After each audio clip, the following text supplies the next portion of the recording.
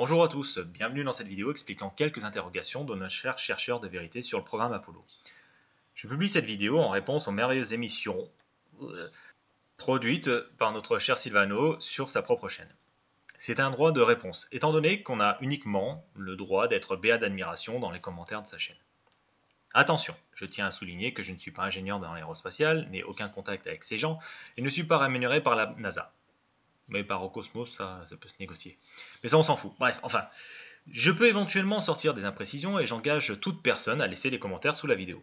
Évidemment, si les commentaires sont du genre « LOL, tes explications sont trop pourries » ou « FDP, vendu du système, tu pues du cul, on peut pas traverser les ceintures de Van Allen à cause des radiations », je risque d'y répondre de manière fort peu courtoise. Soyez prévenus.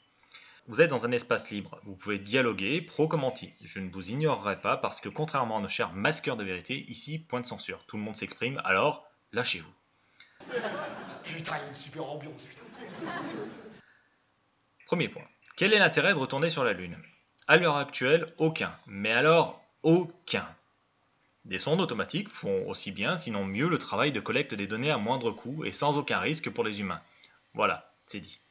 Alors, on pourrait s'y installer pour l'hélium 3 ainsi que des ressources minérales potentiellement présentes. Pour le moment, on n'utilise pas l'hélium 3, sauf dans X-Files. On ne sait pas encore l'extraire du sol lunaire, sauf dans Star Trek, ni comment le raffiner, sauf peut-être dans Star Wars, je sais pas.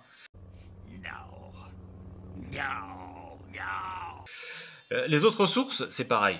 Faut-il rappeler aux chercheurs de vérité que le raffinage de minerais ou l'extraction de ressources se fait à grand renfort d'engins, d'usines et surtout d'énergie.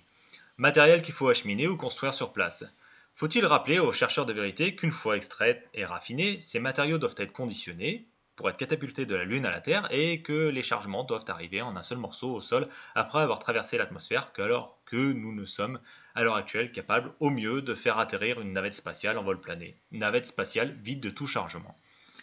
Faut-il que nos chercheurs de vérité aillent conseiller les ingénieurs et chercheurs en aérospatial pour, je sais pas, leur donner des feintes en design de vaisseaux spatiaux, usines de raffinage et autres plans de financement d'extraction d'un carburant qui ne sera utilisé que dans 80 ans au mieux? Rappelons à nos braves chercheurs de vérité le coup faramineux du programme Apollo, qui n'a servi au final qu'à ramener moins de 400 kg de roches lunaires et 8 capsules de rentrée atmosphérique. Sur la totale des Saturn V qui ont décollé. C'est pas grand chose. Si aucun programme minier n'a été mis en place sur la Lune à l'heure actuelle, c'est que ça coûte bien moins cher de faire exactement pareil sur Terre. Que nos chercheurs de vérité se rassurent, il y a quand même des ingénieurs qui planchent sur l'affaire.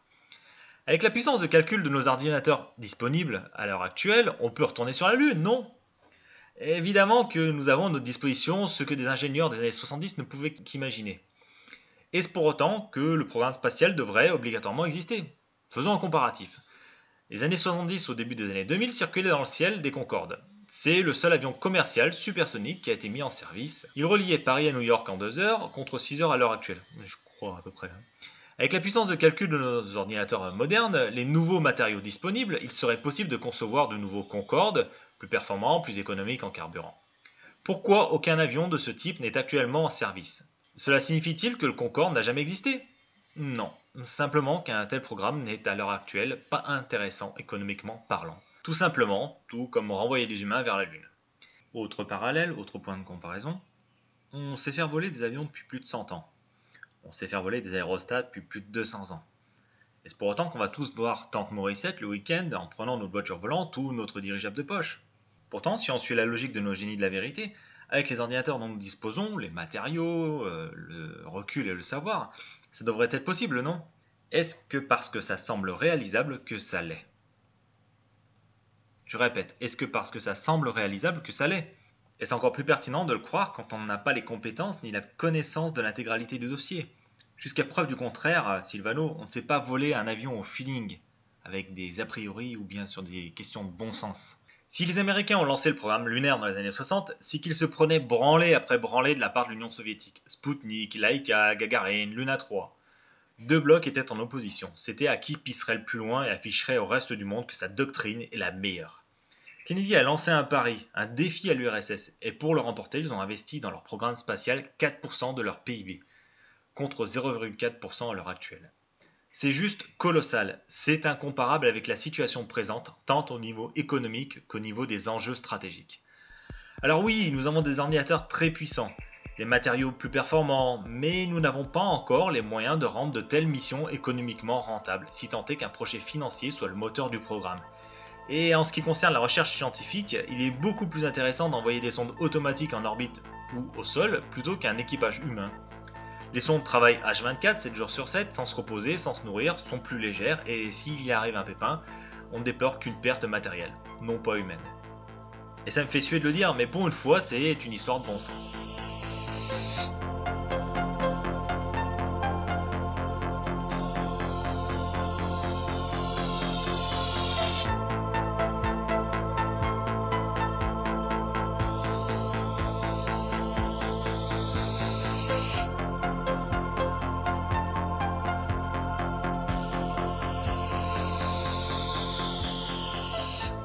Les images de la Lune disponibles à l'heure actuelle sont de qualité médiocre, selon Silvano.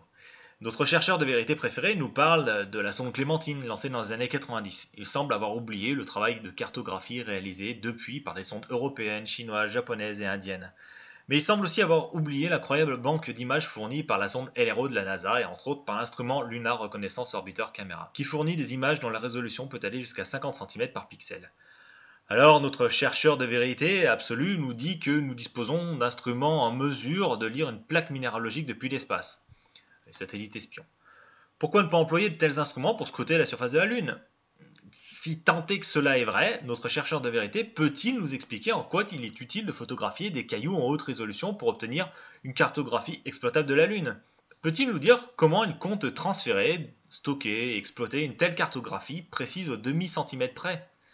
Si tant est qu'il existe des engins capables de telles performances au-dessus de nos têtes, et j'en doute, parce que lire une plaque minéralogique depuis l'espace, je vois pas trop comment c'est possible avec l'atmosphère qui va tout déformer. Il faut savoir que ces derniers sont employés ponctuellement. Ils servent à faire quelques clichés à la demande d'une nation sur une zone précise. Clichés immédiatement expédiés au centre de commande avant d'en réclamer de nouveaux. Les sondes en orbite autour de la Lune font entre autres de la cartographie. Il faut donc concilier l'utile, avoir des infos pertinentes sur la surface du sol, avec les capacités de traitement, d'envoi, de stockage et d'exploitation. Peut-être Silvano estime qu'il est très important d'avoir des photos des graviers lunaires réalisés depuis l'espace. Le bon sens dit encore une fois, et ça me navre, que c'est complètement crétin. Photos de la Lune en couleur. Alors pourquoi les photos de la Lune sont en dégradé de gris et non pas en couleur comme la photo présentée dans sa vidéo? Alors, Silvano devrait savoir que ce genre de cliché est une photo en fausse couleur. On peut obtenir ce genre de teinte en jouant en mort avec les réglages Photoshop, saturation ou vibrance entre autres. Si la Lune avait de telles couleurs, en regardant une lunette astronomique, il devrait être possible de les distinguer. J'ai dans l'idée que notre chercheur de vérité n'a jamais placé son œil dans un oculaire de télescope pour oser sortir de pareilles énormités. Si la Lune est grise, c'est parce qu'elle ne renvoie qu'une partie de la lumière du Soleil, rien de plus. Alors certes, il y a des parties de la Lune qui renvoient un peu plus du bleu ou du rouge. Et c'est ce que Photoshop permet de révéler après un bon gros traitement. Mais si vous regardez la Lune avec vos propres yeux, elle est grise. Voilà. Donc pourquoi faire des photos en couleur quand la Lune est grise? Nuages sur la Lune. Alors là, c'est le pompon. Si des nuages étaient effectivement visibles sur la Lune, dites-vous bien que de telles observations seraient rapportées par les milliers d'astronomes amateurs qui photographient notre satellite depuis des dizaines d'années. Pour qu'il y ait nuages, il faut qu'il y ait condensation. Bref, en absence d'atmosphère digne de ce nom, il faudrait m'expliquer comment on fait condenser un gaz. Mais revenons à cette photo présentée dans la vidéo. Elle nous montre soi-disant des nuages au-dessus d'un cratère. Déduction motivée par le fait qu'il semble y avoir corrélation entre des zones fortement éclairées, peut-être des nuages, et des zones plongées dans l'ombre. L'auteur de cette folle idée en a déduit que nous avons ici des nuages qui projettent leurs ombres au sol. Pourquoi pas? Soit. Mais cherchons l'origine de cette image. Et après quelques recherches, grâce à TinEyes ou bien Google Images, nous trouvons le cliché d'origine, bien plus résolu et bien plus équilibré niveau luminosité. Étonnant que les chercheurs de vérité préfèrent toujours les matériaux les plus dégradés pour faire leurs recherches. Continuons cette analyse. L'image a été fortement tronquée et on observe une fois que le reste est dévoilé que d'autres cratères présentent les mêmes zones claires et zones sombres. Nous avons donc simplement affaire à une simple photo de la surface lunaire dont le relief est éclairé par le soleil. Oui, ça fait plusieurs fois simple. Ah puis, aucun nuage là-dessous. Mais le plus drôle, c'est que cette photo du cratère Goclenius a été réalisée par un astronaute de la mission Apollo 8 alors qu'il était en orbite autour de la Lune. mission qui, selon nos chercheurs de vérité, n'a jamais existé. C'est pas hyper cohérent ça, c'est pas très cohérent mes amis. Le fameux bout de bois fossilisé d'un musée des Pays-Bas. C'est un des arguments les plus connus. Alors il faut comprendre que moi, si je veux faire passer un caillou pour une roche lunaire, je ne vais sûrement pas prendre un bout de bois fossilisé orange, mais un bon gros bloc de basalte, puisque ce dernier couvre des étendues immenses de la Lune. Une roche grise. Nos chercheurs de vérité voient en cet article la preuve que la NASA n'a jamais rapporté de roche lunaire. Pourquoi l'explication la plus simple d'un canular ou d'une grosse confusion, j'en veux pour preuve un bout de carton corné qui sert à présenter cet objet de prestige. La moindre des choses aurait été d'employer un écrin à la valeur du symbole. Donc pourquoi ne pas penser canular, blague ou grosse confusion avant d'imaginer que la NASA a sciemment donné aux Pays-Bas un bout de caillou ne ressemblant en rien avec ce qui avait été rapporté et photographié à la surface de la Lune. Et c'est justement ce qu'on observe pour tous les autres fragments de roches lunaires offertes par les USA aux autres nations. Le cadeau est standardisé dans un écrin de bois. Les fragments de roche sont emprisonnés dans une sphère de résine ou de verre, je ne sais pas, et un drapeau du pays est accolé au support. Enfin, pour finir, les roches lunaires rapportées par la mission Apollo sont caractéristiques et distinctes des roches prélevées sur Terre. Les météorites trouvées sur Terre, provenant de la Lune, ont toutes des croûtes de fusion résultant de leur rentrée atmosphérique. Les roches lunaires récoltées à la surface de la Lune sont constellées de micro-impacts résultant de milliards d'années d'exposition au bombardement de poussière cosmique. Sur la Lune, les plus infimes graviers traînant dans le système solaire arrivent jusqu'au sol et le percutent avec plus d'énergie qu'une balle de pistolet. Les roches lunaires récoltées à la surface de l'astre portent donc toutes ces petites cicatrices qui ne laissent planer aucun doute quant à leurs origines, c'est-à-dire un astre dépourvu d'atmosphère. Enfin, je rappelle que les laboratoires du monde entier peuvent faire des demandes d'analyse de roches lunaires et qu'aucun de ces laboratoires n'a jamais remis en question l'origine lunaire de ces roches. Les seuls qu'ils font sont des chercheurs de vérité autoprogrammés qui n'ont aucune compétence en minéralogie, en géologie, n'ont jamais fréquenté de laboratoire et n'ont comme dernière défense que le mépris et la diffamation quand ils comprennent que leurs arguments sont au final bien foireux. Le fameux éclairage des photos Apollo. On nous dit que sur Terre, le sol est éclairé de manière homogène et que l'effet hotspot des photos des missions Apollo ne peut résulter que de l'utilisation de projecteurs de tournage. Attention, c'est des experts en photos de portrait qui le disent. C'est dans le DVD. Alors non, sur Terre aussi on observe cet effet. Effet qui résulte de la texture du sol. Plus un sol va être rocailleux, plus l'angle sous lequel on l'observe va nous permettre d'observer des parties dans l'ombre ou la lumière des reliefs qui le composent. Et c'est encore plus visible quand le soleil est bas sur l'horizon, ce qui était le cas au moment des missions Apollo. Voilà pourquoi on observe des zones qui semblent plus claires que d'autres sur les photos des missions Apollo. C'est d'ailleurs un effet qui peut être recherché pour la photo de paysage. Voici un exemple avec une de mes photos. Vous remarquez que bien qu'éclairé par un seul soleil, il n'y a pas de projecteur ni rien, il y a une partie de la dune qui est beaucoup plus sombre que l'autre. Ça vient juste d'un effet avec l'angle des rayons du soleil par rapport au relief du sol. Voilà, c'est tout. En contre-jour, le sol va être sombre, on voit sur l'image, et avec le soleil dans le dos, c'est pas le cas là, le sol va être lumineux. On dit qu'il est écrasé.